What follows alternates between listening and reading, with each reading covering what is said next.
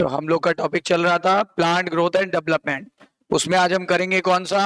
हम करेंगे growth inhibitor, और वो भी वो वाला ग्रोथ इनहिबिटर करेंगे जो दोनों कैटेगरी में लाई करता है। बताओ कौन सा? हाँ, इथाइलिन, बिल्कुल सही। That is ethylene.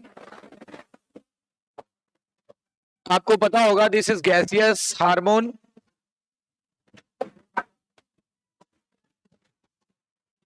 ये गैसियस हार्मोन है और ये उन भागों से निकलता है जो ओल्ड हो रहे हैं, यानी सेनेसेंस वाले पार्ट से। जो बूढ़े हो रहे हैं उन भागों में ये निकलता है, यानी सेनेसेंस वाले भागों में, और ये पके हुए भागों में निकलता है। जो फल पक रहे हैं ना वहां से निकलता है, यानी रिलीज्ड इन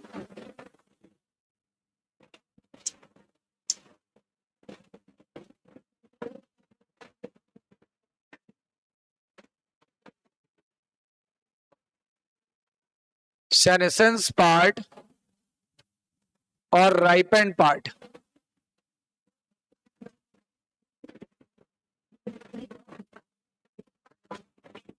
सेनेसेंस पार्ट और राइपेंड पार्ट। अच्छा, इसको फ्रूट, ये जो होता है इथाइलिन, इसको राइपनिंग हार्मोन भी कहते हैं। ये फ्रूट को राइपन कर देता है, पका देता है, इसलिए इसका नाम है राइपनिंग हार्मोन।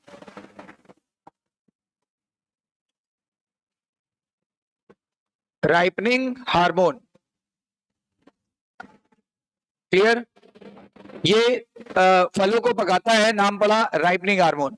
जब फल पकते हैं ना तो उसका श्वसन दर यानी रेस्पिरेशन रेट काफी बढ़ जाता है, और इस प्रोसेस को बोलते हैं क्लाइमैक्टिक। आया हुआ क्वेश्चन है क्लाइमैक्टिक।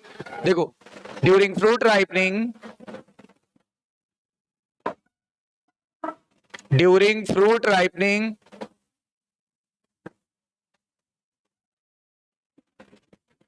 रेस्पिरेशन रेट बढ़ जाता है।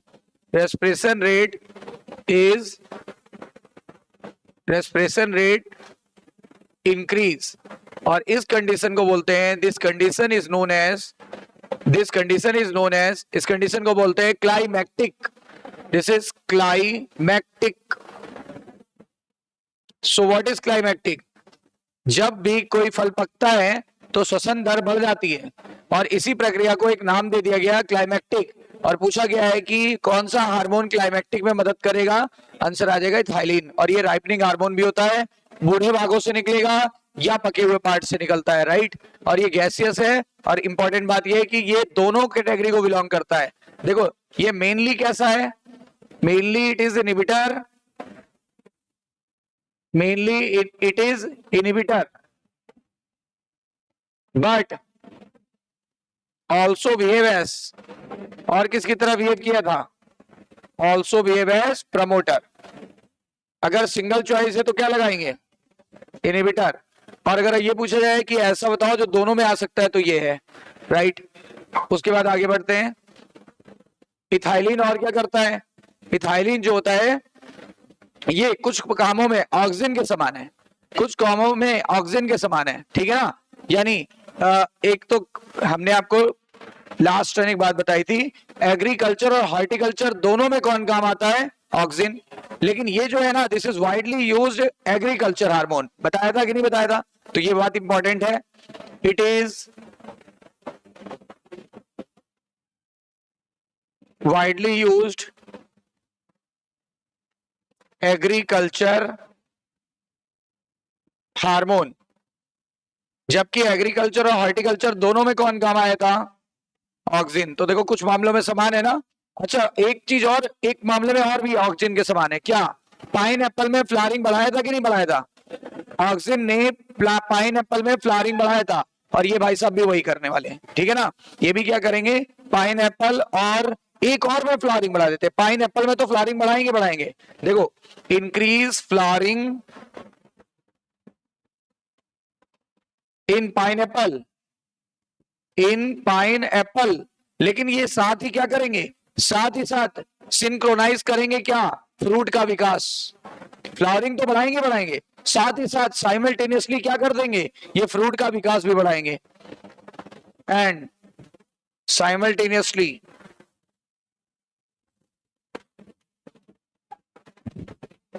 Increase fruit setup.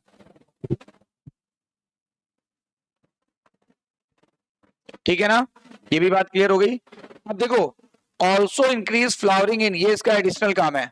Also increase flowering in mango, flowering in mango, ये मैंगो में भी फ्लावरिंग को बढ़ाता है। तो एक बार जल्दी जल्दी पॉइंट्स देखिए। पहला गैसेस हार्मोन है, वोलेटाइल हार्मोन भी कह सकते हैं। दूसरा, ये बूढ़े भागों में निकलेगा या फिर राइपेंड पार्ट में निकलता है, ठीक है ना, ये बूढ़े भागों में निकलेगा या राइपेंड भागों से निकलता है, ठीक है। तीसरी इंपॉर्टेंट बात, राइपनिंग हार्मोन है, मैंने बता दिया आपको, और इसीलिए तो ये राइपनिंग के समय रेस्पिरेशन को बढ़ाएगा। रेस्पिरेशन बढ़ जाने को क्या बोलते हैं, क्लाइमैक्टिक, क्या बोलते हैं, क्लाइमैक्टिक।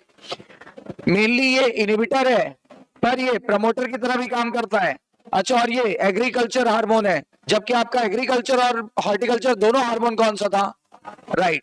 और ये बहुत ज्यादा यूज किया जाता है, उससे भी ज्यादा, ऑक्सीजन से भी ज्यादा एग्रीकल्चर में इसका उपयोग है। ऐसा मैं नहीं कह रहा हूं कि ऑक्सीजन का नहीं है, पर दोनों की प्राथमिकता में किसको एग्रीकल्चर के लिए ज्यादा बेस्ट मानेंगे, इथाइलिन। और ये फ्लावरिंग को इंक्रीज करता है, उसी की तरह फ्लावरिंग को इंक्रीज किया पाइनएप्पल में, लेकिन साथ ही साथ फ्रूट सेटअप में भी मदद किया।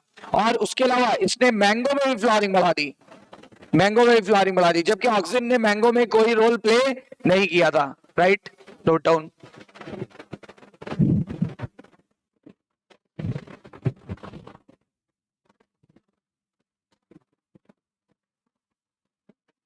देखो, इथाइलिन क्या करता है और क्या करता है इथाइलिन, इथाइलिन इंक्रीज सेनेसेंस, बताया था आपको, इंक्रीज सेनेसेंस यानी बुढ़ापा बढ़ाता है, एंड एब्सिशन, एब्सिशन का मतलब पता है ना, in leaves and fruits, leaves and fruits आया हुआ क्वेश्चन है कि थाइलिन सेनेसेंस को बढ़ाता है कि घटाता है, आंसर आएगा बढ़ाता है। आपको बताया था, तभी तो ये सेनेसेंस वाले भाग से निकल रहा था, ठीक है। दूसरी बात, ये ग्रोथ प्रमोटर है कि इनहिबिटर, ग्रोथ इनहिबिटर है ना, इनहिबिटर ज्यादातर एब्सिशन को बढ़ाते हैं, राइट। तो देखो, एब्सिशन को बढ़ा दिया यानी कि पत्तियां जल्दी झड़ेंगी, फ्रूट जल्दी झड़ जाएंगे, बुढ़ापा जल्दी आएगा, राइट। और क्या करेंगे,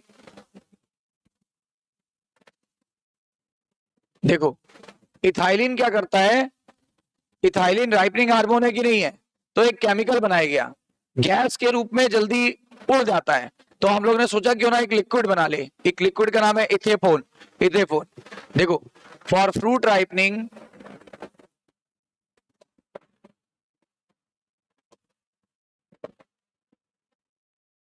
ए लिक्विड इज प्रिपेयर्ड,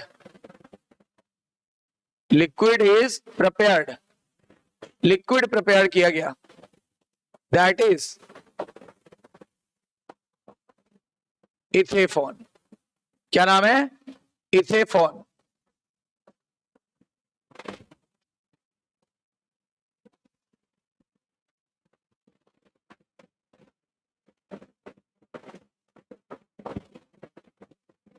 क्या नाम है, इथेफोन। ये क्या करता है, ये एक लिक्विड है, इसको पानी में मिक्स कर देते हैं, mixed in water, mixed with water, and then spray on the raw fruits, spray on raw fruits, कच्चे फलों पे डाल देते हैं। अब क्या करेगा ये एब्जॉर्ब हो जाएगा, एब्जॉर्ब बाय फ्रूट्स, फ्रूट्स इसे एब्जॉर्ब कर लेगा, और फिर स्लोली रिलीज, स्लोली रिलीज, धीरे धीरे रिलीज करेगा क्या, C2H4 यानी इथाइलिन, इथाइलिन धीरे धीरे रिलीज करेगा, नहीं पहले एब्जॉर्ब हो गया और फिर धीरे धीरे क्या, स्लोली रिलीज C2H4, और C2H4 जब रिलीज करेगा तो बताओ इसका रिजल्ट क्या होगा, फ्रूट राइपेंड हो जाएगा ना, राइपनिंग ऑफ फ्रूट, फ्रूट्स की राइपनिंग हो गई। तो पूछा जाता है कौन सा केमिकल बनाया गया जो लिक्विड फॉर्म में होता है और फ्रूट की राइपनिंग के लिए जिम्मेदार है, आंसर इथेफोन, इथाइलिन इथेफोन। नाम में मैचिंग हो रही कि नहीं हो रही है, इथेफोन इज ए केमिकल जो इथाइलिन रिलीज करता है, नोट करिए, जो इथाइलिन रिलीज करेगा।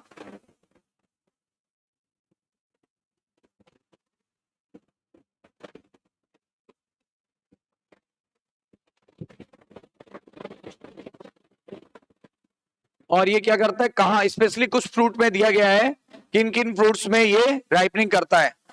इट इंक्रीज राइपनिंग, वैसे तो सभी में करता है, मोस्टली में करता है ripening in tomato and Apple, tomato and Apple. और इंक्रीज एब्सिशन, एब्सिशन में भी मदद करता है, तो वाले पॉइंट भी बता दें। इंक्रीज एब्सिशन इन 3 पौधों में, कॉटन, चेरी और अखरोट यानी वॉलनट। ये आया हुआ क्वेश्चन है। देखो सभी लाइनें आ चुकी हैं, मैं आपको बताऊं, कहा जाए तो कौन सी लाइन अनइंपॉर्टेंट नहीं है, तो आंसर आएगा सारी इंपॉर्टेंट है, क्योंकि क्वेश्चन यही से तो बनेंगे। निम्नलिखित में से कौन सा इथाइलिन का कार्य नहीं है या कौन सा है, तो जब आपको पता होगा तभी तो फाइंड आउट कर पाओगे।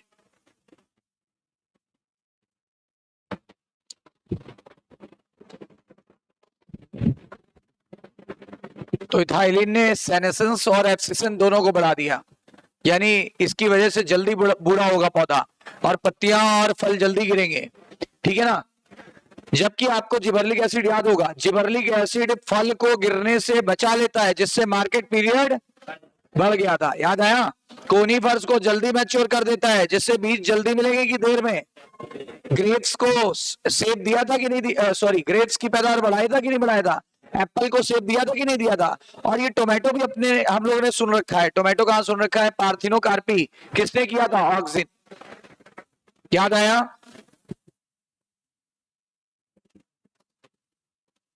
अब देखो जो एब्सिसिक एसिड है पाइनएप्पल में, तो सॉरी इथाइलिन जो है वो पाइनएप्पल में तो फ्लावरिंग बढ़ाते ही था, मैंगो में भी बढ़ाया। अब एक स्पेशली अलग से पॉइंट दिया है सबसे लास्ट में, एनसीईआरटी में इसी पैरा में सबसे लास्ट में दिया है कि ये कुकुम्बर में फीमेल फ्लावरिंग को बढ़ाता है। अब देखो मेल और फीमेल वर्ड यूज नहीं किया है, पहले फ्लावरिंग फ्लावरिंग बढ़ा रहा था, मेल फीमेल नहीं मेंशन कर रहा था। अब बोल रहा है फीमेल फ्लावरिंग को बढ़ाता है, यानी increase female flowering, very important, female flowering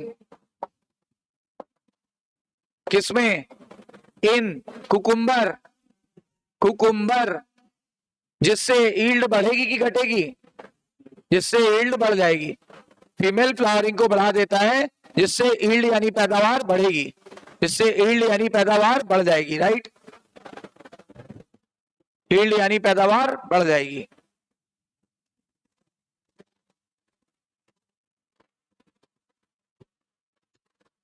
अब क्या करेगा, देखो ये इंटरनोड, इंटरनोड वह पैटियोल को इलांगेट करता है, पैटियोल समझते हो ना, लीफ की डंडी को इलांगेट करता है, को इलांगेट करता है। देखो इंटरनोड और पेट्यूल को इलांगेट करता है, जबकि याद आ रहा है आपको इंटरनोड इलांगेट करने का काम जिबरलिक एसिड का भी था, वो पेट्यूल को लेकिन लंबा नहीं कर पाता था। इससे एक फायदा होगा, इससे rice under water rice seedling, जब धान की रोपाई होती है तो पानी डालते हैं ना, इससे under water rice seedling, rice seedling का मतलब राइस के पौधे, नन्हे नन्हे धान के पौधे, धान की रुपाई करते हैं ना, छोटे छोटे पौधे होते हैं, देखा होगा। तो क्या होता है, ये इंटरनोड और पेट्यूल को इलांगेट करता है, इससे अंडर वाटर राइस सीडलिंग जल्दी जल्दी वाटर से बाहर आ जाएंगे। देखो अगर इंटरनोड तेजी से बढ़ेगा तो जो पानी में है पानी से जल्दी बाहर आ जाएगा, यानी जल्दी ग्रोथ हो जाएगी, ठीक है ना, वाटर से बाहर आ जाती है। दैट्स मीन इसका मीन्स है रैपिड ग्रोथ होने लगती है, रैपिड ग्रोथ होती है। और इससे यील्ड बढ़ेगी कि घटेगी? बढ़ेगी ना, जल्दी जल्दी पौधे मिलेंगे, यील्ड बढ़ेगी फ्यूचर में। अच्छा और देखो और एक क्या कम करता है, इट ऑल्सो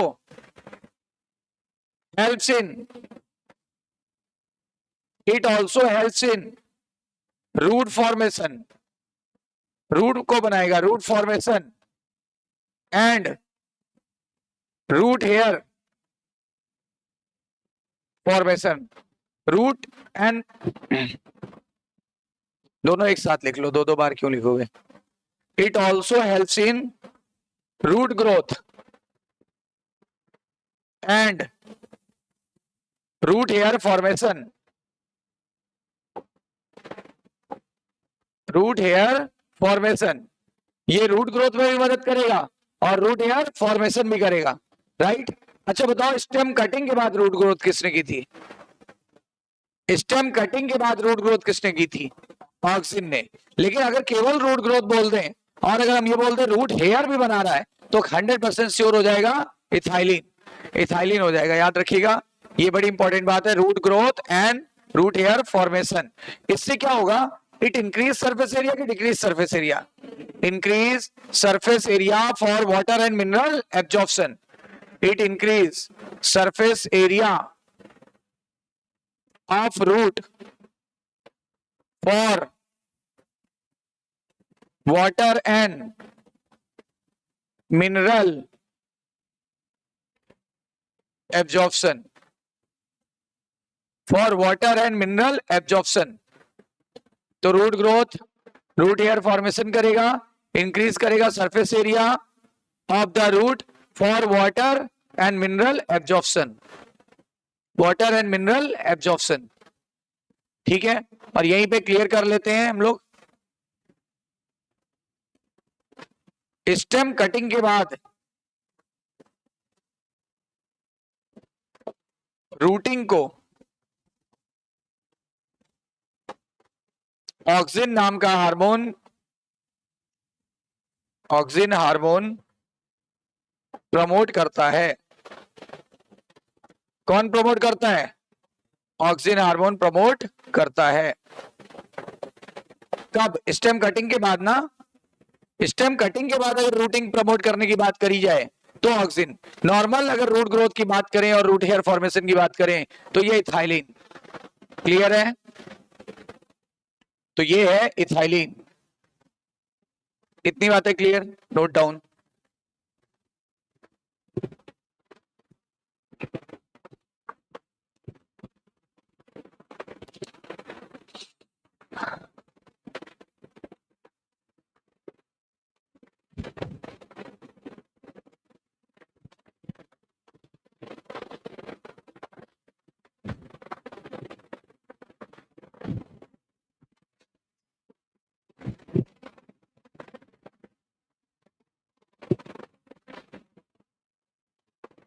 एक और बहुत इंपॉर्टेंट पॉइंट है इसका, ये सीड व बट डॉर्मेंसी को, डॉर्मेंसी समझते हो ना आप? रेस्ट स्टेज, सुसुप्ता अवस्था सुना है कभी? सुसुप्ता अवस्था यानी बीज को आप रख सकते हो कई वर्षों तक और वो मरेगा नहीं, है ना? यानी किस स्टेज में चला गया है? बीज के अंदर का जो एम्ब्रियो है वो पानी बहुत कम होने की वजह से डॉर्मेंट स्टेज में चला गया है, यानी सो गया है। उसको जगाएंगे कैसे? पानी छिड़क देंगे, यानी पानी में रखेंगे तभी तो जर्मिनेट करेगा, मिनरल देंगे, है ना, और चीजें देंगे। तो यानी क्या है, उसको बाहर निकाल लेंगे डॉर्मेंसी से। अभी हम लोग के घर में जो चना रखा है वो डॉर्मेंट स्टेज में है कि जर्मिनेटेड स्टेज में है? डॉर्मेंट है। तो डॉर्मेंसी का मतलब ही होता है कि बीज अंकुरित अवस्था में नहीं है, उसको आपने फेवरेबल कंडीशन नहीं दी है। फेवरेबल कंडीशन दे दोगे तो ये जर्मिनेट कर जाएगा।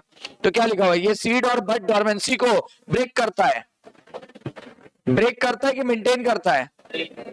ब्रेक करता है। किसमें? ये देखो, सीड जर्मिनेशन को बढ़ा देगा। अगर ब्रेक होगी तो मैं यही लिख देता हूं, सीड जर्मिनेशन बढ़ेगा, अलग से पॉइंट लिख दें। इससे क्या होगा, पीनट में, पीनट यानी मूंगफली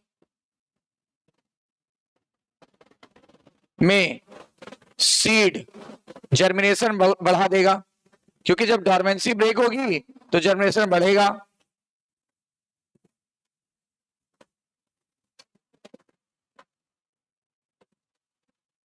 और एक आलू, आलू में आंखें ले आएगा जल्दी, आलू में आंखें आ जाएंगी, होता ना हरा हरा ग्रीन कलर का, ठीक है ना। पोटैटो में आंखें आने को बोलते हैं स्प्राउटिंग। स्प्राउट मतलब होता है अंकुरण, अंकुरण बोलते नहीं, सुबह सुबह क्या खा के आए हो, बोलते हैं स्प्राउट्स। स्प्राउट यानी अंकुरित अनाज, अंकुरित चीजें, अनाज नहीं, अंकुरित मतलब जो भी अंकुरित हो जाए, अंकुरित दालें, अंकुरित जो भी है, चने, है ना। तो क्या पोटैटो में स्प्राउटिंग बढ़ा देता है, पोटैटो में स्प्राउटिंग बढ़ा देता है। यानी अगर आपके घर में कहीं पोटैटो में आंखें आ गई हैं तो समझ जाना कि वो आंखें किसकी वजह से आई हैं, इथाइलिन की वजह से। समझ में आई बात, इथाइलिन की वजह से।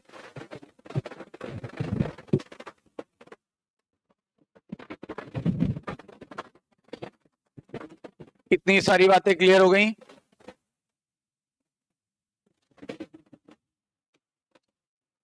अब देखो इथाइलिन ने क्या क्या किया, एक बार हम लोग रिवाइज कर लें। It was gaseous hormone, ripening और सेनेसेंस पार्ट से निकलता है, यानी पके हुए भागों से निकलता है, या फिर जो बूढ़ा हो रहा है पार्ट उससे निकलता है, इसलिए इसको राइपनिंग हार्मोन बोलेंगे। राइपनिंग के समय श्वसन दर बढ़ जाता है, इसे बोलते हैं क्लाइमैक्टिक।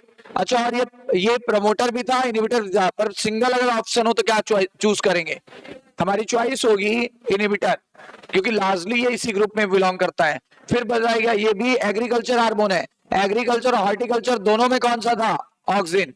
ये भी पाइनएप्पल में फ्लावरिंग को बढ़ाता है, पर पाइनएप्पल में तो उसने भी बढ़ाया था, पर अंतर क्या है, ये फ्लावरिंग भी बढ़ा रहा है, फ्रूटिंग भी बढ़ा रहा है, साथ ही साथ फ्रूट भी बनाते जा रहे हैं, राइट। और ये मैंगो में फ्लावरिंग बढ़ाता है, जबकि ऑक्सिन ने ऐसा कोई रोल परफॉर्म नहीं किया था, राइट।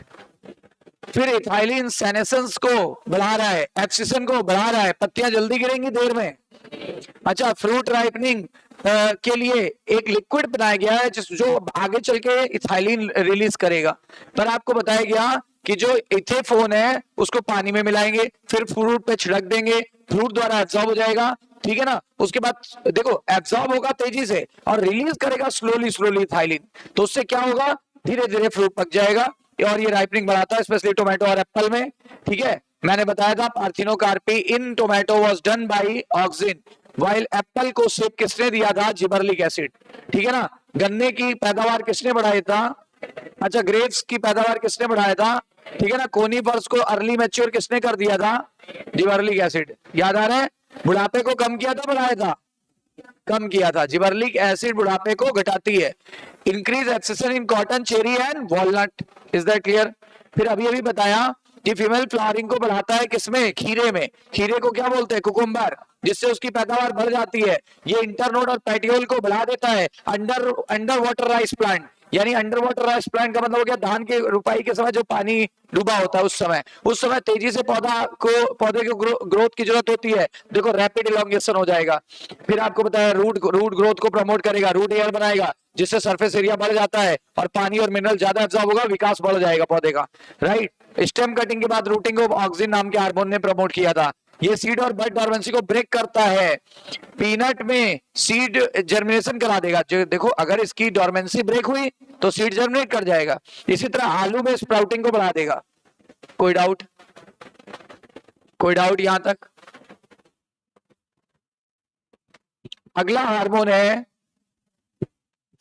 लास्ट है एबीए, एब्सिसिक एसिड। एबीए यानी एब्सिसिक एसिड, और ये जो होता है ये ग्रोथ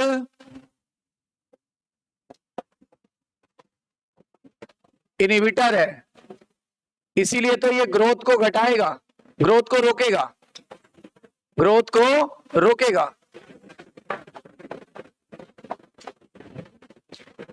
और मेटाबॉलिज्म को भी कम करेगा।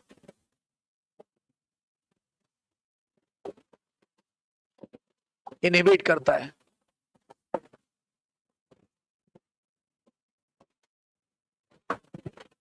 जैसा कि नाम से स्पष्ट हो रहा है एब्सिसिक एसिड, तो एब्सिसिक एसिड इंक्रीज एब्सिशन, यह एब्सिशन को बढ़ाएगा, एब्सिशन को बढ़ाता है इन लीव्स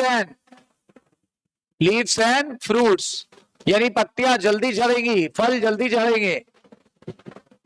एबीए जो होता है इसको स्ट्रेस हार्मोन भी कहते हैं, क्योंकि ये किस कंडीशन में निकलता है, जब अनफेवरेबल वेदर हो तब ये निकलता है और पौधे को स्ट्रेस से बचा लेता है, ये स्ट्रेस हार्मोन भी कहलाता है।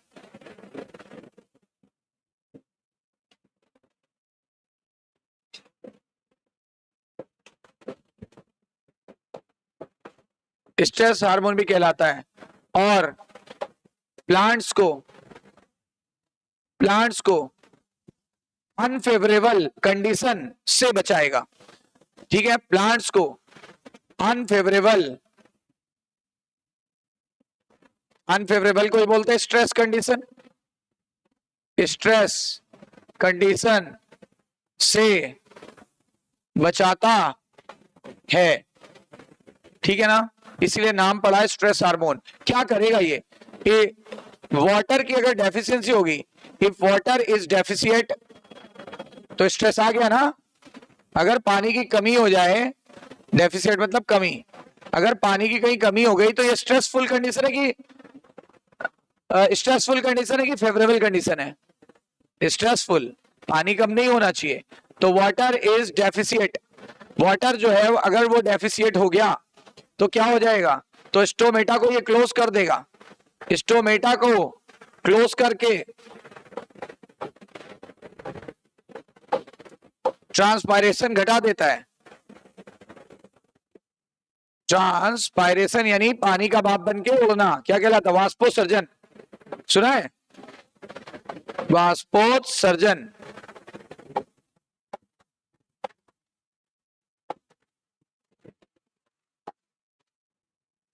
को घटाता है, ट्रांसपायरेशन को घटा देता है, स्टोमेटा को क्लोज कर देता है, ट्रांसपायरेशन घट रहा है। अच्छा याद करो, इसको हमने 3 नाम दिया था, ये पहले 3 नेम से जाने जाते थे। जरा याद करो कौन से 3 नेम, इनहिबिटर बी तो इनहिबिशन करता है, पहले ही बता दिया, तो नाम पड़ गया इनहिबिटर बी। और दूसरा नाम दिया गया था डॉर्मिन, इससे याद रहेगा ये सीड को डॉर्मेंट अवस्था में मेंटेन करता है। बताओ, इससे पहले जो हार्मोन पढ़ा, अभी कौन सा पढ़ा, इथाइलिन, वो क्या कर रहा था, वो सीड डॉर्मेंसी को ब्रेक कर रहा था, और ये क्या कर रहा है, मेंटेन कर रहा है। फर्क है कि नहीं है? ठीक है ना।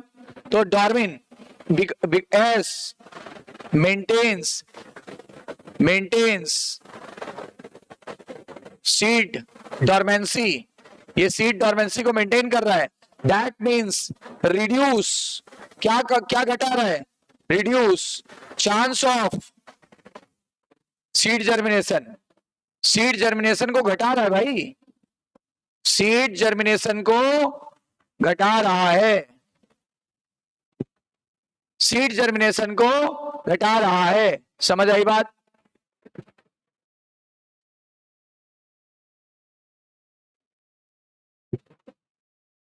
सीड जर्मिनेशन को घटा रहा है, तो इनहिबिटर बी, डॉर्मिन, और एक नाम दिया था एब्सिसिन सेकेंड, याद आया? अब बताओ एब्सिसिन सेकेंड क्यों नाम दिया गया, क्योंकि एब्सिशन बढ़ा रहा है, ये देखो पहले ही बता दिया है। समझ आई बात? वो पहले से हमें पता है तो लिखने की जरूरत नहीं है, कुछ चीजें नाम में ही छुपी हुई हैं। Why it is known as dormin, dormin क्यों कहा गया था, because help maintain the dormancy. Why it is known as inhibitor B, क्योंकि पौधे की ग्रोथ एंड डेवलपमेंट को रोक रहा है। ठीक है ना। What does mean the abscission, abscission इसलिए नाम पड़ा क्योंकि एब्सिशन को बढ़ावा दे रहा है।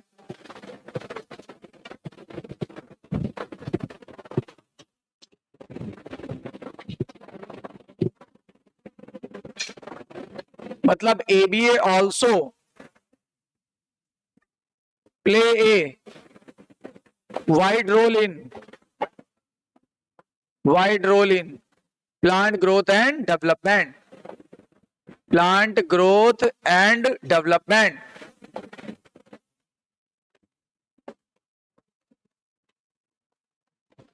एबीए भी बहुत इंपॉर्टेंट रोल प्ले करता है प्लांट ग्रोथ एंड डेवलपमेंट, भले ही वो रोक रहा है पर कर तो रहा है ना। क्लियर? अब देखो यहां पर ये हो गया finish.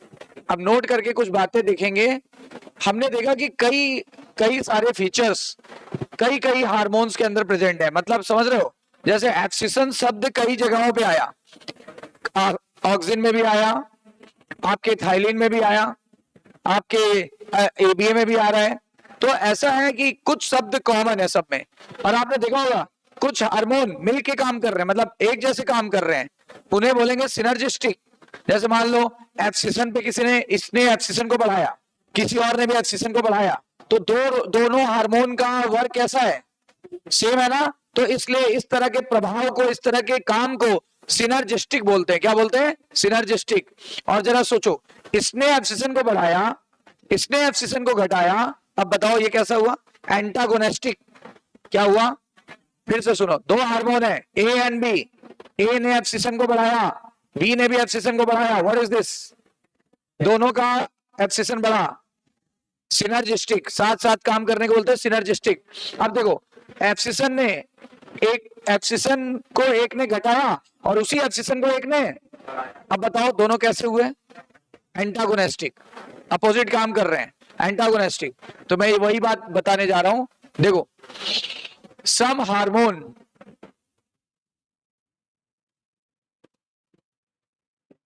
Do similar function, do similar function, that is, अगर सिमिलर फंक्शन हो तो सिनर्जिस्टिक इफेक्ट, सिनर्जिस्टिक इफेक्ट, साथ साथ काम करने वाला इफेक्ट, सिनर्जिस्टिक। स्पेलिंग समझ आ रही है?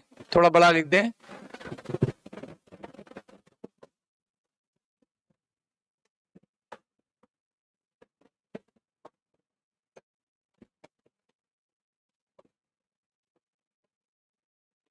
Synergistic effect. और अगर some hormones perform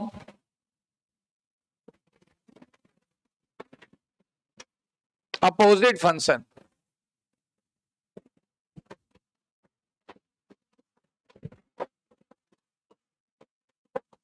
that is antagonistic effect, उल्टा प्रभाव है तो एंटागोनिस्टिक।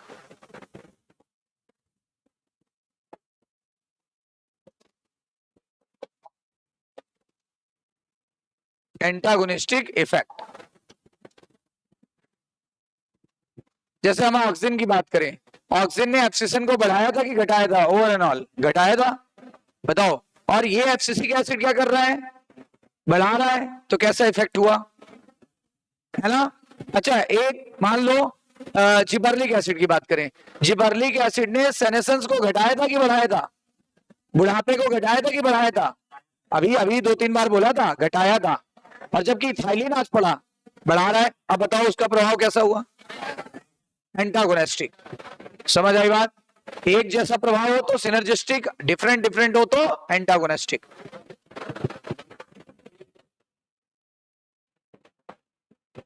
नोट खत्म। इंपॉर्टेंट बात कि देखो हमने देख लिया कि डेवलपमेंट में दो चीजें आती हैं। डेवलपमेंट बराबर ग्रोथ प्लस डिफरेंशिएशन। फार्मूला क्या था अपना? हाँ, डीआईजी,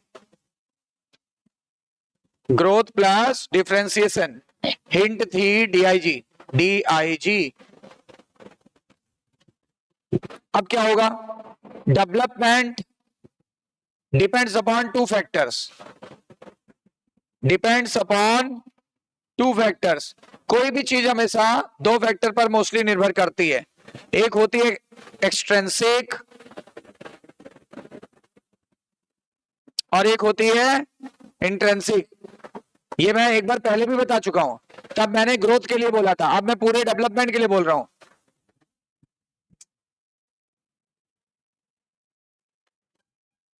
एक एक्सट्रेंसिक, एक इंट्रेंसिक।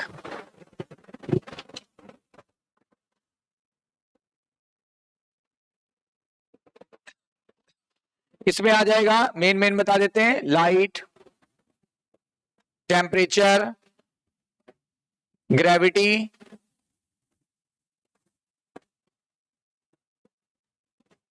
सॉइल का पीएच, सॉइल आएगा, सॉइल की कंडीशंस में सब आ जाएगा, एक्सेट्रा। O2, O2 तो बाहर की है ना, CO2, वाटर, हाँ वाटर, ठीक है। पहले इतना करिए फिर आगे।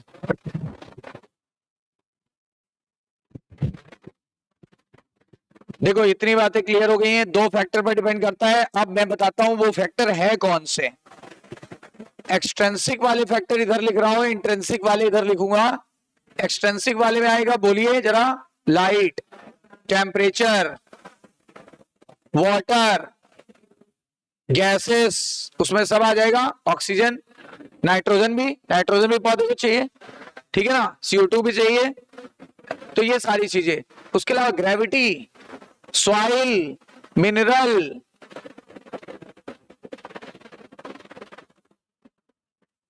एसेट्रा, कुछ छूटे तो एसेट्रा। और यहां पे इसको आप अपन दो भागों में डिवाइड कर सकते हैं। एक हो सकता है सेल के अंदर वाला, और एक हो सकता है सेल के बीच वाला। याद आ रहा है? तो सेल के अंदर वाले को क्या बोलते हैं? इंट्रासेलुलर। इंट्रासेलुलर फैक्टर में आएगा क्या? इंट्रासेलुलर फैक्टर में आएगा जेनेटिकल। जीन तो सेल के अंदर रहते हैं ना, तो जेनेटिकल फैक्टर्स आ जाएंगे, आनुवंशिक कारक। फैक्टर यानी कारक। और ये हो जाएगा इंटरसेलुलर, सेल के बीच में हो रहा है इसलिए इंटरसेलुलर। और इसमें आ जाएगा क्या? इसमें आ जाएगा PGRS, यानी प्लांट ग्रोथ रेगुलेटर, जिसको हमने बोला था फाइटो हार्मोन या प्लांट हार्मोन। और 5 थे, 3 प्रमोटर, 2 इनहिबिटर, और एक दोनों कैटेगरी को बिलोंग करता था, that was ethylene. Is that clear?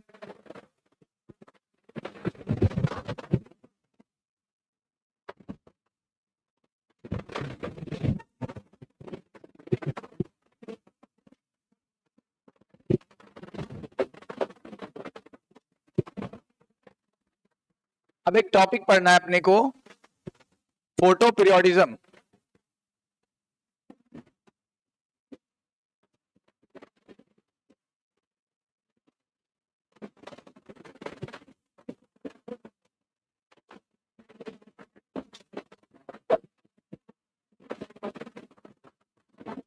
Photo मतलब लाइट, पीरियोडिज्म मतलब होता है टाइम, और वो भी मैं बोलूं सर्टेन ड्यूरेशन, टाइम यानी सर्टेन ड्यूरेशन तक चाहिए, सर्टेन ड्यूरेशन,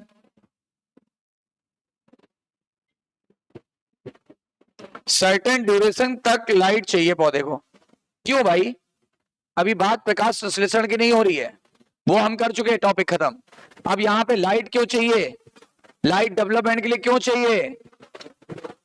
अब आप बोलोगे क्योंकि डेवलपमेंट की बात चल रही है, इस समय फ्लावरिंग की बात आनी चाहिए, तभी तो विकास होगा उसका, तभी तो वो अपनी जनसंख्या बढ़ाएगा। तो इस समय फोटोसिंथेसिस की बात नहीं चल रही है, इस समय बात चल रही है लाइट डेवलपमेंट में क्या रोल प्ले करेगा, क्योंकि चैप्टर का नाम है प्लांट ग्रोथ एंड डेवलपमेंट।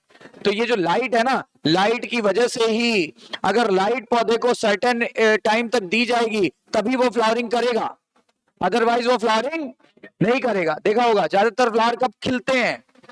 दिन के समय, और जब रोशनी होती है, जब धूप होता है तब खिलते हैं, ब्लूम करते हैं, राइट। तो यानी क्या होता है, लाइट की सर्टेन ड्यूरेशन में, लाइट की सर्टेन ड्यूरेशन जब प्लांट को मिलती है, हम देखो बिल्कुल सिंपल भाषा का प्रयोग करते हैं, जब प्लांट को मिलती है लाइट की सर्टेन ड्यूरेशन, एक तो लाइट, दूसरा सर्टेन ड्यूरेशन, जब प्लांट को मिलती है तो प्लांट इसे रिसीव करके, इस लाइट को रिसीव करेगा, रिसीव करके फ्लावरिंग करने लगता है, फ्लावरिंग करता है। बस इसी प्रोसेस को बोलते हैं, this process is photoperiodism, मैं शॉर्ट में पीपी बोल दे रहा हूं, photoperiodism. This phenomena is known as photoperiodism. This phenomena is known as photoperiodism. मतलब लाइट चाहिए और कब तक चाहिए? सर्टेन ड्यूरेशन तक, सर्टेन ड्यूरेशन तक चाहिए, तब जाकर के फ्लावरिंग होगी।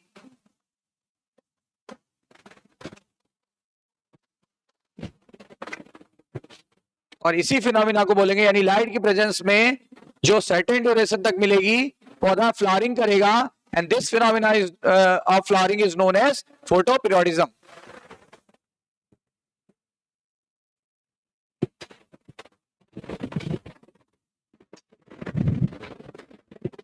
यानी जब सर्टेन अमाउंट की लाइट सर्टेन पीरियड तक दी जाती है तो क्या होता है, इसी को रिसीव करके पौधा फ्लावरिंग करता है, एंड दिस प्रोसेस ऑफ या phenomena is known as photo periodism.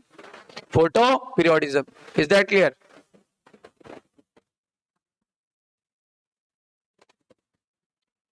अब क्या होगा, तीन तरह की कैटेगरीज को डिवाइड किया गया। देखो, एक साइंटिस्ट लोगों ने एक वेल डिफाइंड पीरियड डिसाइड किया है। उस डिसाइड पीरियड का नाम है critical period.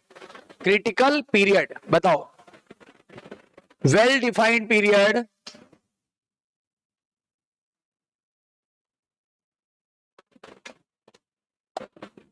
Is known as critical period. Critical period, ठीक है, सीपी। अब देखो, तीन तरह के पौधे हैं। एक है एसडीपी, यानी शॉर्ट डे प्लांट।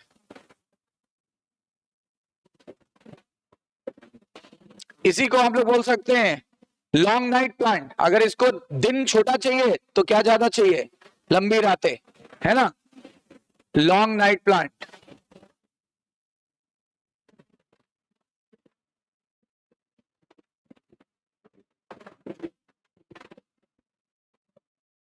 या लॉन्ग नाइट प्लांट भी बोल सकते हैं, लॉन्ग नाइट प्लांट। एक होता है एलडीपी, क्या समझ गए होगे? Long day plant. अब इसका ये वाली मीनिंग बताओ जरा, शॉर्ट नाइट प्लांट। और एक जिनको कोई फर्क ही नहीं पड़ता, उनको बोलते हैं day neutral plant. Day neutral, उनका क्रिटिकल कॉन्सेंट्रेशन का कोई फर्क ही नहीं पड़ता, डे न्यूट्रल प्लांट। अब जरा सुनो, इनको अगर आप क्रिटिकल पीरियड से कम लाइट दोगे, ये मान लिया क्रिटिकल पीरियड यानी सीपी है, अगर ये क्रिटिकल पीरियड से कम लाइट दे रहे हो तो देखो फ्लावरिंग कर रहा है ये, और देखो ज्यादा पर ये फ्लावरिंग नहीं कर रहा है, ज्यादा पर इसमें फ्लावरिंग नहीं होगी। बताओ किन पौधों को क्रिटिकल पीरियड से कम लाइट चाहिए फ्लावरिंग के लिए? Short day plant. इसलिए मैं थ्योरी में नहीं लिखाऊंगा, साफ दिख रहा है, क्या दिख रहा है? किन पौधों को क्रिटिकल पीरियड से कम लाइट की आवश्यकता होती है फ्लावरिंग के लिए? शॉर्ट डे प्लांट या लॉन्ग नाइट प्लांट। बोलो सही है, क्रिटिकल पीरियड से कम लाइट की आवश्यकता होती है। अब बताना जरा, यहां देखना, क्रिटिकल पीरियड के से ज्यादा की आवश्यकता होगी फ्लावरिंग के लिए, यानी ये ऊपर तो फ्लावरिंग करेंगे, इनको क्रिटिकल पीरियड से ऊपर तो फ्लावरिंग होगी, लेकिन क्रिटिकल पीरियड के नीचे इनकी फ्लावरिंग नहीं होगी। तो इनका नाम क्या पड़ गया? इनका नाम पड़ गया लॉन्ग डे प्लांट, क्योंकि इनको क्रिटिकल पीरियड से भी ज्यादा लाइट चाहिए, तो लॉन्ग डे प्लांट। इनको क्रिटिकल पीरियड से कम लाइट चाहिए, शॉर्ट डे प्लांट, ठीक है ना। और कुछ ऐसे होते हैं जिन पर क्रिटिकल पीरियड का कोई असर नहीं होता, ठीक है ना, कम मिली ज्यादा मिली कोई फर्क नहीं पड़ता, ठीक है ना।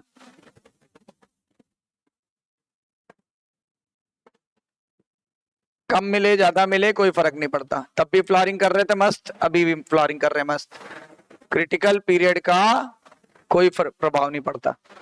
समझ आई बात?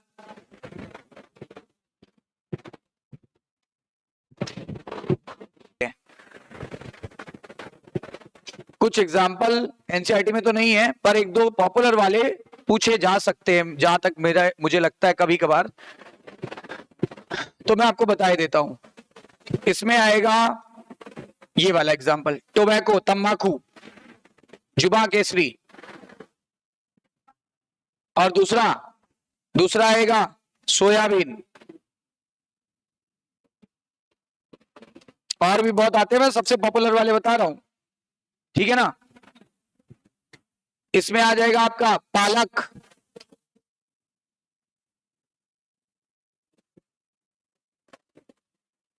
और मूली, रेडिश।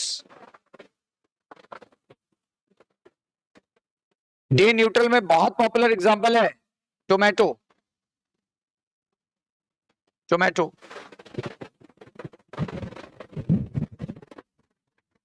और भी बहुत एग्जांपल है। एग्जांपल क्या, केवल दो ही दो होंगे, बहुत सारे, पर अपना काम इतने से चल जाएगा।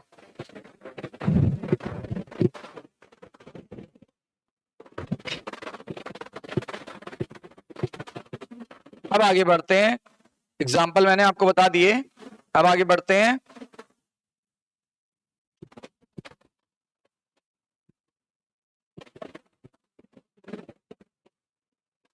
पहली बार ये फोटो पीरियोडिज्म शब्द किसने दिया? उनका नाम एनसीईआरटी में नहीं है, लेकिन क्वेश्चन आया हुआ है, नीट ने ही पूछा है। टर्म फोटो पीरियोडिज्म, टर्म मतलब नाम देना, term photo periodism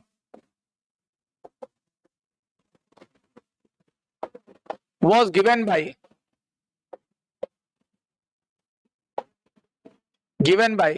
Garner and Allard.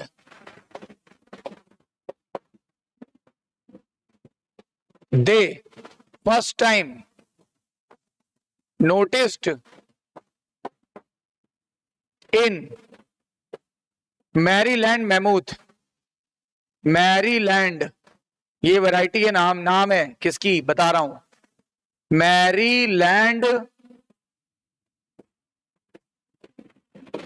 मैमूथ variety of tobacco. कौन सी वैरायटी में नोटिस किया था और किस व्यक्ति ने किया? पहला क्वेश्चन गार्नर एंड एलार्ड पर आएगा। फिर किस पौधे में किया? टोबैको। फिर पूछेगा किस वैरायटी में किया टोबैको की, तो मैरीलैंड मैमूथ। देखो 3 तरह के क्वेश्चन यहां से बन सकते हैं, आया हुआ क्वेश्चन है, अनसॉल्व में मिलेगा आपको। मैरीलैंड मैमूथ वैरायटी ऑफ टोबैको, उसमें पहली बार इस शब्द को खोजा गया। किसने दिया था? Garner and एलार्ड।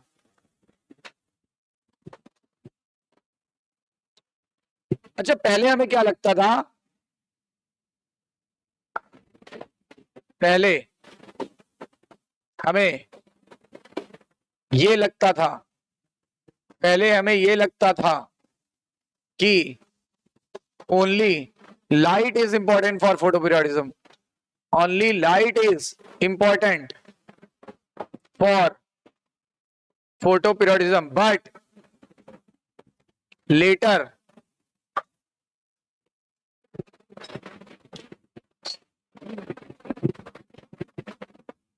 लेकिन बाद में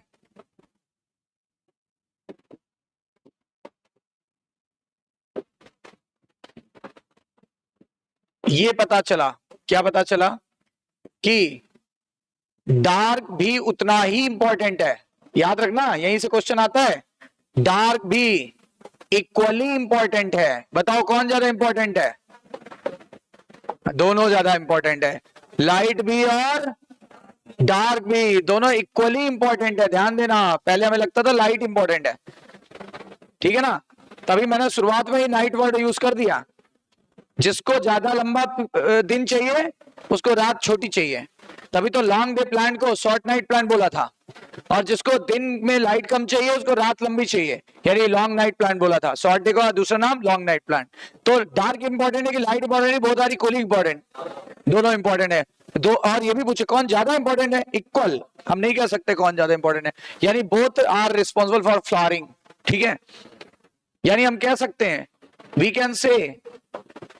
can say light oblique dark and their certain duration is responsible for flowering in the plant, is responsible for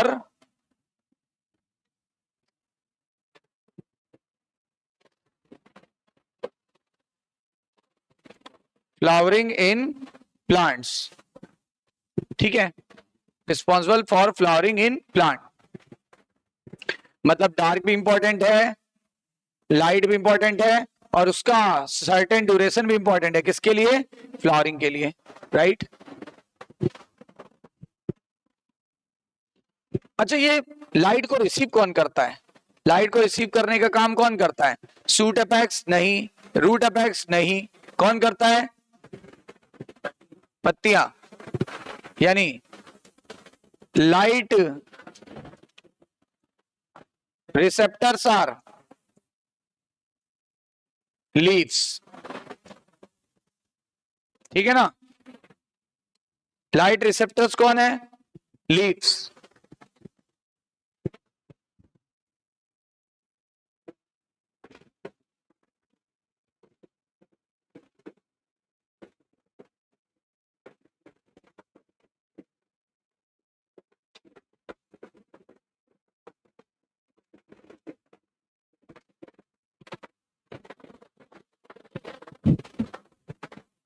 light and dark दोनों बोलो, फिर काम गड़बड़ हो जाएगा, राइट। लाइट एंड डार्क, क्योंकि हमने तो अभी क्लियर कर लिया ना। जब क्लियर कर लिया तो हम अपनी गलती क्यों दोहराएं? Light and dark receptors are leaves, not same. Same नहीं है। हमें लगता था पहले कि सूट एपिकल मेरिस्टम लाइट को रिसीव करता, नहीं। फ्लावरिंग के लिए जो लाइट रिसीविंग कार्य करता है वो करता है का leaves, not SAM, not apex meristem.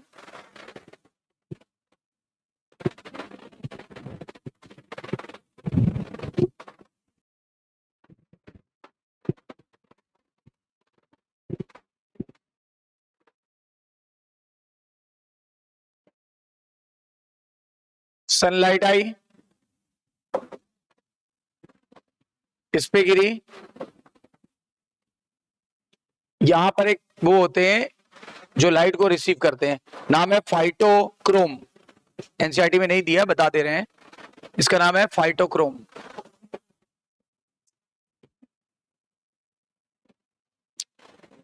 Phytochrome जब एक्टिवेट हुए, एक्टिवेटेड, तो क्या हुआ? एक काल्पनिक हार्मोन बना, एक हाइपोथेटिकल, काल्पनिक, अभी इसके बारे में बहुत पुष्टि नहीं हुई, हाइपोथेटिकल हार्मोन बना, नाम था फ्लोरिजन। फ्लावरिंग के लिए जिम्मेदार फ्लोरिजन, फ्लावर से वर्ड है फ्लोरिजन, हार्मोन बना। तो हमने मान लिया फ्लोरिजन को हम लिखेंगे एफ, फ्लोरिजन के लिए वर्ड यूज करेंगे एफ। तो ये देखो यहां एफ बन गया, फ्लोरिजन बन गया। अब फ्लोरिजन माइग्रेट करके यहां चला जाएगा टिप पे, यहां पे ये फ्लोरिजन बन गया, माइग्रेट करके कहां चला गया? टिप पे, यहां चला गया। इससे क्या हो जाएगा? ये पहले क्या था? सैम। जब सैम को फ्लोरिजन मिला तो ये बदल गया फ्लोरल मेरिस्टम में, फ्लोरल मेरिस्टम, एम मतलब मेरिस्टम। फिर इसी फ्लोरिजन के कारण ये बदल गया फ्लोरल बड, यानी कली। कली, फूल वाली, फूल से पहले कली निकलती ना, फिर इसी फ्लोरिजन की वजह से ये फूल खिल गया, ये देखो बन गया फ्लावर।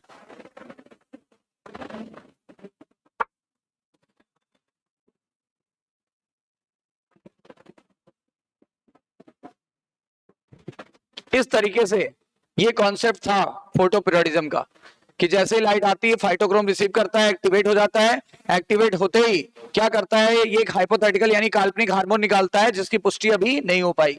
ये फ्लोरिजन हार्मोन माइग्रेट करके रूट स्टेम टिप पे जाएगा जहां सैम बैठा हुआ है। सैम अपने आप को फ्लोरल मेरिस्टम में बदल देगा, फ्लोरल मेरिस्टेम कली बना लेगी जिसको फ्लोरल बड कहते हैं। कली जब खिल जाएगी फ्लावर बन जाएगा, ठीक है ना। और फ्लावर है क्या? Flower is the organ for sexual reproduction. बोलो, ये ऑर्गन है सेक्सुअल रिप्रोडक्शन के लिए। पढ़ेंगे हम लोग क्लास 12th में। क्लास 12th में है sexual reproduction in flowering plant.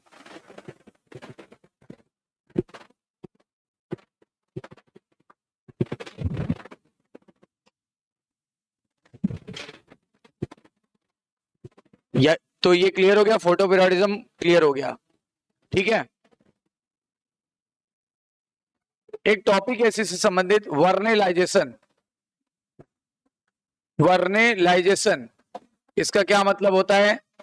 Vernalisation का मतलब होता है, ये भी फ्लावरिंग से ही संबंधित है।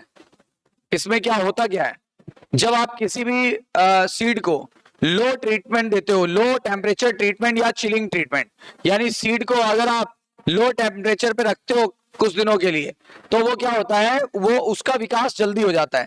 पेड़ जल्दी बड़ा होगा, जल्दी मैच्योर होगा, जल्दी उसमें फ्लावरिंग होगी, जल्दी उसकी पैदावार होगी, और साथ ही साथ उसमें पैदावार बढ़ रही है, फ्लावरिंग का नंबर भी बढ़ रहा है, फ्लावरिंग जल्दी भी हो रही है और पैदावार भी बढ़ रही है। इसी फिनोमिना को बोलते हैं क्या? वर्नेलाइजेशन, यानी the effect of low temperature on quality and quantity. Quality and quantity, quality and quantity दोनों पर प्रभाव डालेगा। क्वालिटी और क्वांटिटी ऑफ फ्लावरिंग। बताओ किसका इफेक्ट? लो टेम्परेचर का। किस पर? Quality and quantity of flowering. मतलब फ्लावरिंग की क्वालिटी और क्वांटिटी किसके हाथ में है? लो टेम्परेचर के। और इसी फिनोमिना को बोलते हैं वर्नेलाइजेशन। लो टेम्परेचर बहुत इंपॉर्टेंट है, क्वालिटी भी बढ़ेगी, क्वांटिटी भी बढ़ेगी फ्लावरिंग की, ठीक है। वर्नेलाइजेशन से होता क्या है? वर्नेलाइजेशन से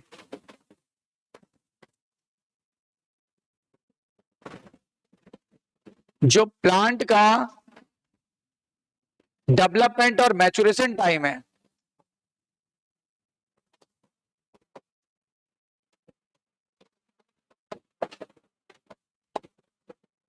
वो घटेगा।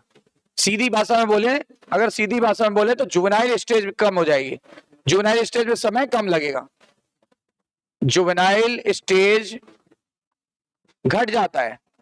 तो बताओ, अगर जुवेनाइल स्टेज घट गया तो जुवेनाइल के बाद रिप्रोडक्टिव स्टेज आता है, तो रिप्रोडक्टिव स्टेज जल्दी आ जाएगा कि देर में? इससे रिप्रोडक्टिव स्टेज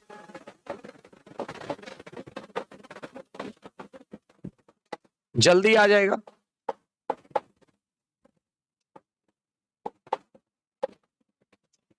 तो फ्लावर जल्दी बनेंगे, तो फ्लावरिंग बढ़ जाएगी, तो ईल्ड भी बढ़ जाएगा पौधे का।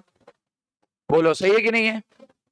अब देखो करते कैसे हैं, वर्नेलाइजेशन करते कैसे हैं, कंडीशन क्या है वर्नेलाइजेशन की? Conditions for vernalisation.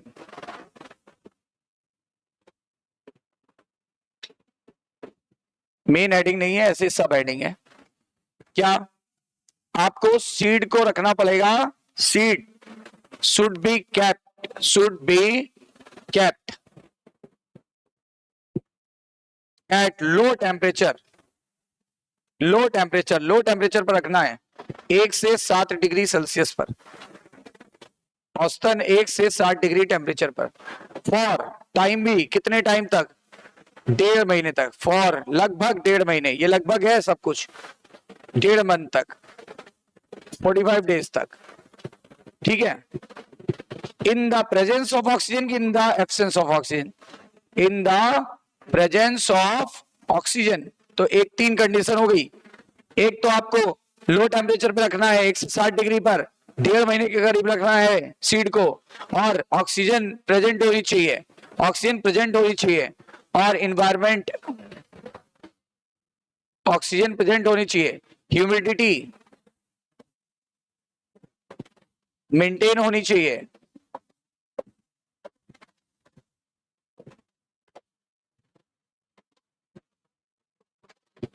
तो seeds should be kept at low temperature for 1.5 months in the presence of oxygen. In the presence of oxygen.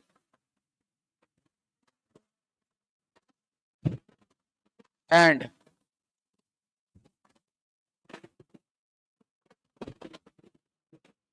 optimum humid condition. Optimum humid condition. Optimum humid condition. Optimum humid condition पे रखते हैं. Optimum humid condition.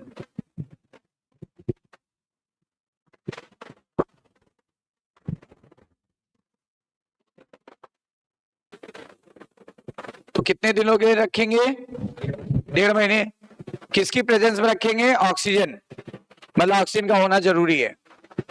Temperature रखेंगे लो, इसीलिए इसको chilling treatment भी कहते हैं. Chill condition है ना, चिल है ना.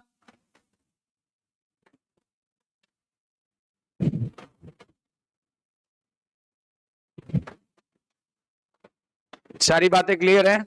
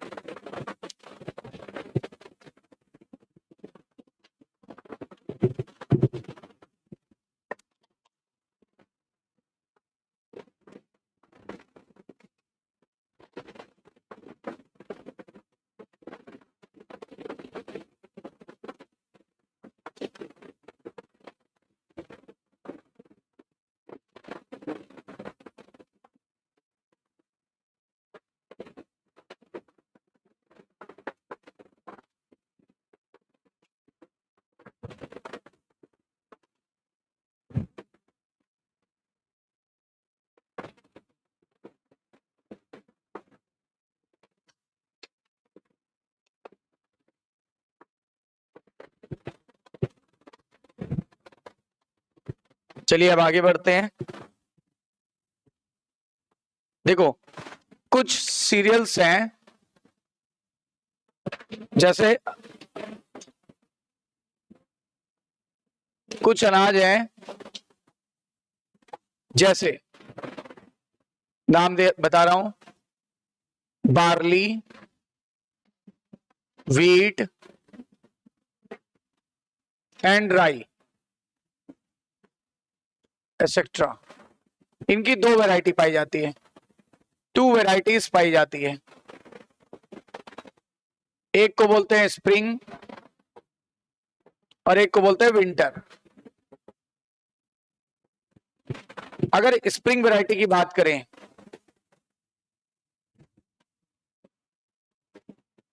तो ये कब बोया जाता है? सोन का मतलब होता है बोना.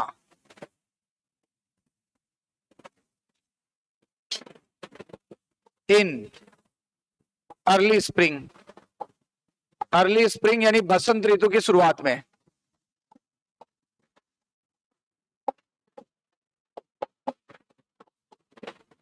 ठीक है ना, अर्ली स्प्रिंग वेदर में इसको सोन करते हैं. एंड हार्वेस्टेड, फसल कब तैयार हो गई? हार्वेस्ट, हार्वेस्ट मतलब फसल तैयार है, निकाल सकते हैं, हार्वेस्टिंग कर सकते हैं. And harvested in and of this season. And of this season का मतलब end of spring season. Spring season खत्म होते होते हार्वेस्ट कर लेंगे. यानी इसने काफी कम टाइम लिया, यानी शॉर्ट ड्यूरेशन में पैदावार हो गई.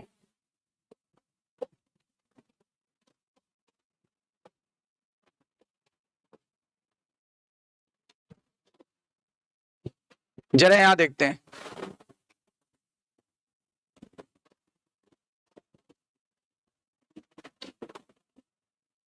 Winter variety. विंटर वैरायटी में क्या होगा? विंटर वैरायटी को बोया जाता है सोन in winter. Son in winter. पहले तो ये लिखते हैं, इफ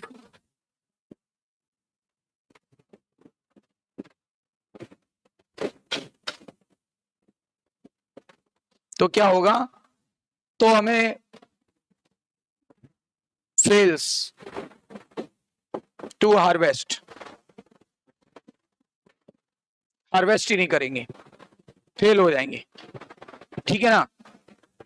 तो अगर हम विंटर वैरायटी को कैसे बोते हैं, कब बोते हैं, देखते हैं।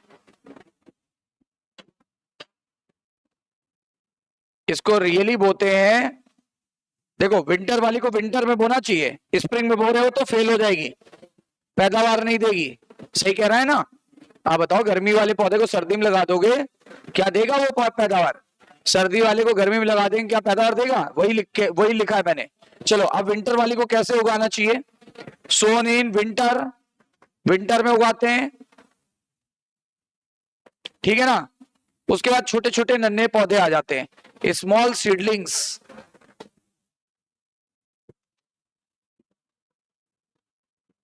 Are grown out.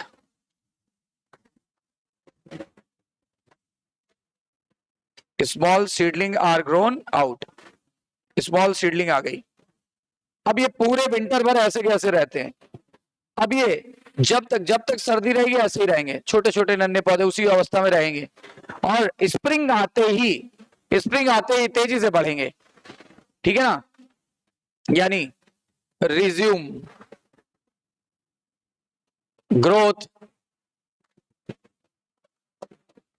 In early spring, यानी ये अपनी ग्रोथ को कब रिज्यूम कर लेंगे, दोबारा कब करेंगे, resume growth in early spring.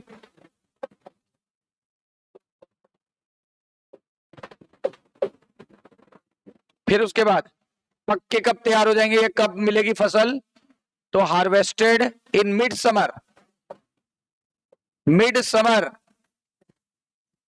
समझ रहे हो ना आप, समर की शुरुआत कब हो जाती है, मिड समर कब आएगा बताओ,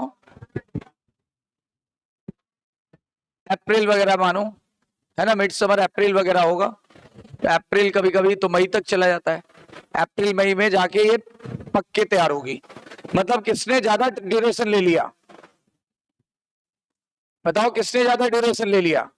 मैं जैसे इसके लिए मैं लिखा था शॉर्ट ड्यूरेशन, इसके लिए क्या बोलूंगा, लॉन्ग ड्यूरेशन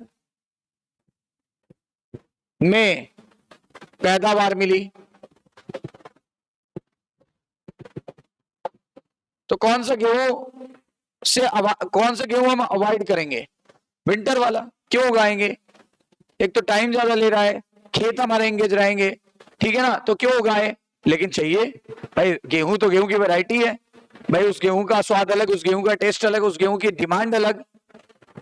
आपके उगाने से क्या होता है, पब्लिक तो मांग रही है ना, पब्लिक को वो गेहूं पसंद आ रहा है, तो अब क्या करेंगे, उपाय क्या है, साइंटिस्ट ने सोचा क्यों ना इसके बीजों को वर्नेलाइज करा दें।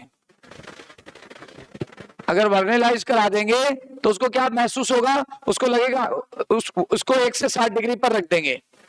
अब इस सीड को क्या फील होगा, एक फीलिंग लेके देखते हैं, सीड को लगेगा कि सर्दी आ गई है, क्योंकि आप 1.5 महीने तक उसको सर्दी वाले टेम्परेचर में रख रहे हैं, यानी लो टेम्परेचर पर 1 से 60 डिग्री सेल्सियस पर रख रहे हैं। उसको लगेगा अंदर जो एम्ब्रियो बैठा है, सीड के अंदर भ्रूण होता है ना, भ्रूण को क्या लग रहा है, एम्ब्रियो को क्या लग रहा है, अरे सर्दी तो आ गई।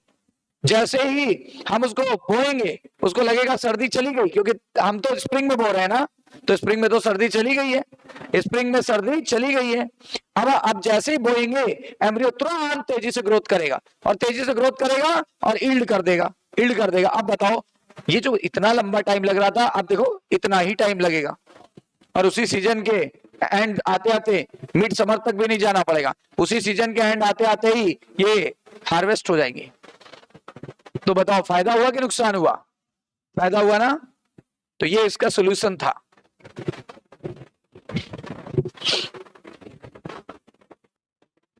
अब आगे देखते हैं,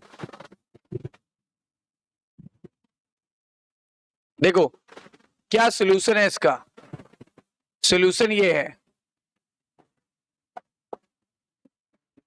हम विंटर वैरायटी को क्या करते हैं, विंटर वैरायटी का सीड ले लें, उसको वर्नेलाइज्ड कर देते हैं।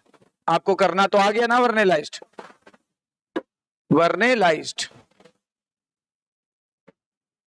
अब उसको ग्रो करा दें, sown in spring weather, spring weather में ग्रो करा दें, और हार्वेस्टेड हो जाएगा, harvested in the end of this season. और इससे बेनिफिट क्या हो गया, क्या बेनिफिट हुआ, इससे बेनिफिट्स ये 2-3 हुए। नंबर 1, यील्ड बढ़ गई, क्वालिटी बढ़ गई, क्वांटिटी बढ़ गई,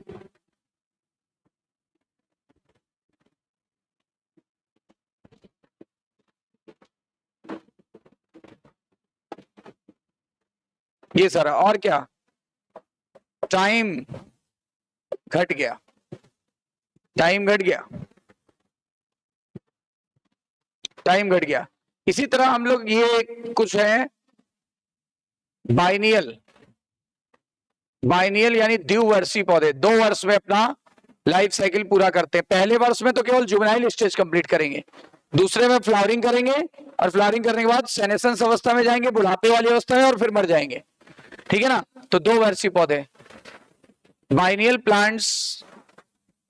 अब 2 साल तक खेत एंगेज है आपका, 1 वर्ष में तो केवल उन्होंने ग्रोथ करी, दूसरे वर्ष में जाके फ्लावरिंग करेगा, फिर उसके बाद फ्लावरिंग करने के बाद फिर बूढ़ा होगा, फिर मर जाएगा। तो 2 साल तक कौन खेत एंगेज करेगा, हम चाहते हैं जल्दी जल्दी पैदावार हो।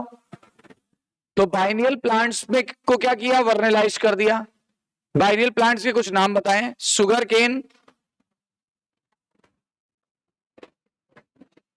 नहीं सॉरी, सुगर बीट, चुकंदर, कैबेज,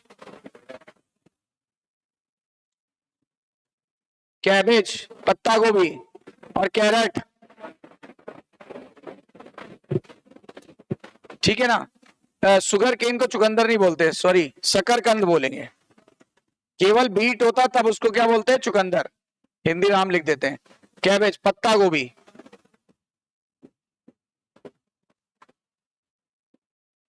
कैरेट, गाजर।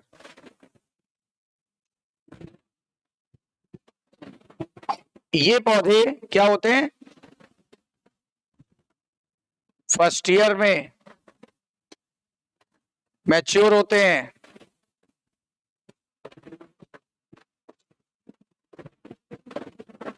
सेकेंड ईयर में फ्लावरिंग करके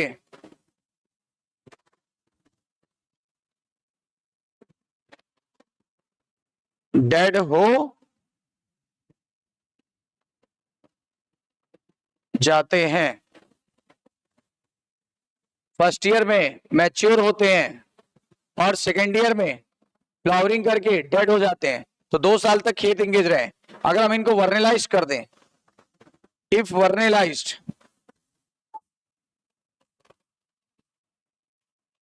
तो इनका ड्यूरेशन क्या हो जाएगा, क्या बताया था शुरुआत में, घटेगा ना। तो ये किस में बदल जाएंगे, ये एनुअल प्लांट में बदल जाएंगे। Behave as annual plant.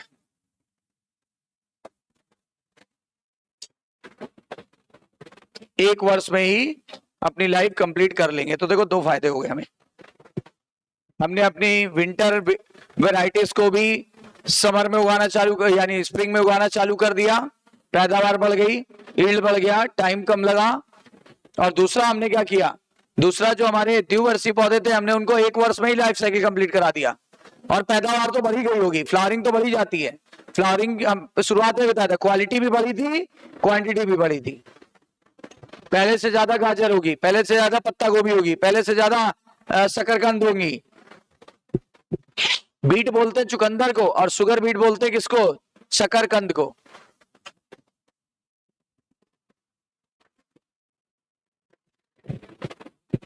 Clear है, ये लगभग अपना कंप्लीट हो गया है। एक छोटा सा टॉपिक रह गया, डॉर्मेंसी, हार्डली 10 मिनट का, तो कल करके फिर न्यू चैप्टर स्टार्ट करेंगे, राइट।